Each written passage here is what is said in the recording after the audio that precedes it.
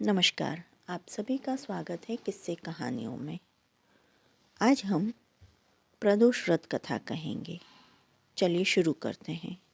सबसे पहले प्रदोष व्रत पूजा विधि। चलिए शुरू करते हैं। शाम काल के बाद और रात्रि आने से पूर्व का जो समय है उसे प्रदोष कहते हैं।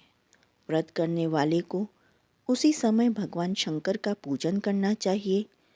प्रदोष व्रत करने वाले को त्रयोदशी के दिन भर भोजन नहीं करना चाहिए। शाम के समय जब सूर्यास्त में 3 घड़ी का समय शेष रह जाए तब स्नान आदि कर्मों से निवृत्त होकर श्वेत वस्त्र धारण करके तत्पश्चात सनध्य वंदना करने के बाद शिव जी का पूजन प्रारंभ करें। चलिए प्रदोष व्रत कथा। पूर्व काल में पुत्रवती ब्राह्मणी थी। उसके 2 पुत्र थे। वह ब्राह्मणी बहुत निर्धन थी। देवयोग से उससे एक दिन महर्षि शांडिल्य के दर्शन हुए। महर्षि के मुख से प्रदोष व्रत की महिमा सुनकर उस ब्राह्मणी ने ऋषि से पूजन की विधि पूछी। उसकी श्रद्धा और आग्रह से ऋषि ने उस ब्राह्मणी को शिव पूजन का उपयुक्त विधान बतलाया। उस ब्राह्मणी से कहा, तुम अपने दोनों पुत्रों से शिव की पूजा करवाओ। इस व्रत के प्रभाव से तुम्हें 1 वर्ष के पश्चात पूर्ण सिद्धि प्राप्त होगी। उस ब्राह्मणी ने महर्षि शांडिल्य के वचन सुनकर उन बालकों के सहित नतमस्तक होकर मुनि के चरणों में प्रणाम किया और बोली, हे ब्राह्मण, आज मैं आपके दर्शन से धन्य हो गई हूँ। मेरे ये दोनों कुमार आपके सेवक हैं। आप मेरा उद्धार कीजिए। उस ब्राह्मणी को शरणागत जानकर मुनि ने मधुर वचनों द्वारा दोनों कुमारों को शिव जी की आराधना विधि बतलाई। तदंतर वे दोनों बालक और ब्राह्मणी मुनि को प्रणाम कर शिव मंदिर चले गए। उस दिन वे दोनों बालक मुनि के कथा अनुसार नियम पूर्वक प्रदोष काल में शिव जी की पूजा करने लगे। पूजा करते हुए उन दोनों को 4 महीने बीत गए।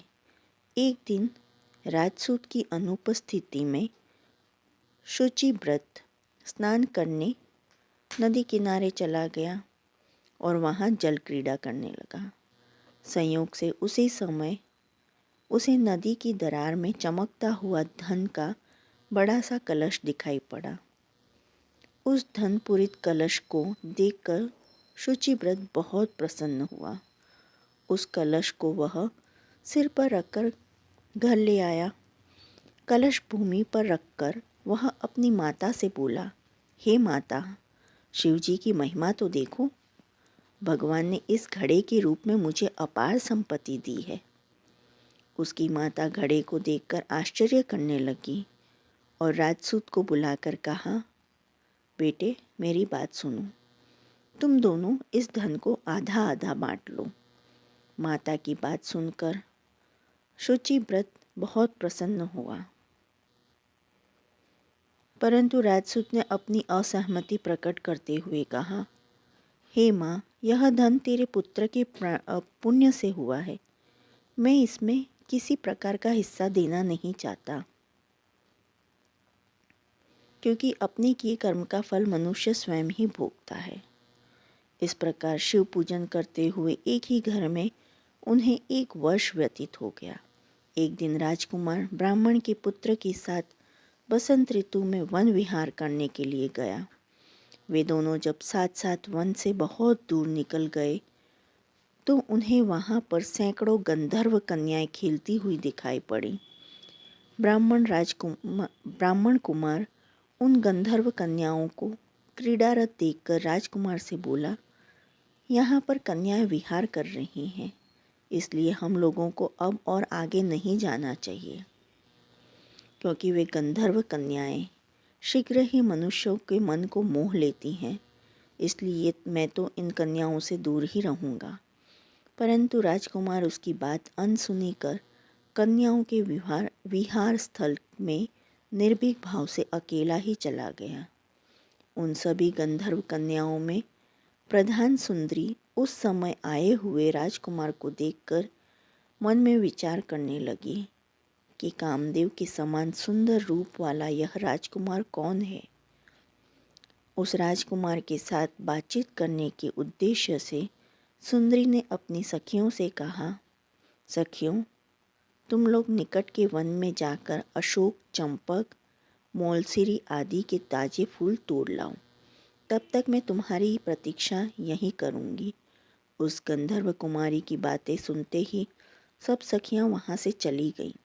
सखियों के जाने के बाद वह गंधर्व कन्या राजकुमार को स्थिर दृष्टि से देखने लगी। उन दोनों में परस्पर प्रेम का संचार होने लगा। गंधर्व कन्या ने राजकुमार को बैठने के लिए आसन दिया। प्रेमालाप के कारण राजकुमार के सहवास के लिए वह सुंदरी व्याकुल हो उठी और राजकुमार से प्रश्न करने लगी, हे कमल के समान नेत्रों वाले, आप किस देश के रहने वाले हो? आपका यहाँ आने का क्या कारण हुआ? गंधर्व कन्या की बात सुनकर राजकुमार ने जवाब दिया, मैं विदर्भ राज का पुत्र हूँ। मेरे माता पिता स्वर्गवासी हो चुके हैं। शत्रुओं ने मुझसे मेरा राज्य हरण कर लिया है। राजकुमार ने अपना परिचय देकर उस गंधर्व कन्या से पूछा, आप कौन हैं, किसकी पुत्री हैं और इस वन में किस उद्देश्य से आई हैं? आप मुझसे क्या चाहती हैं? राजकुमार की बात सुनकर गंधर्व कन्या ने कहा, मैं विद्रविक नामक गंधर्व की पुत्री अंशुमती हूँ। आपको देखकर आपसे बातचीत करने के लिए ही यहाँ पर सखियों का साथ छोड़कर रह गई हूँ। मैं गान विद्या में बहुत निपुण हूँ।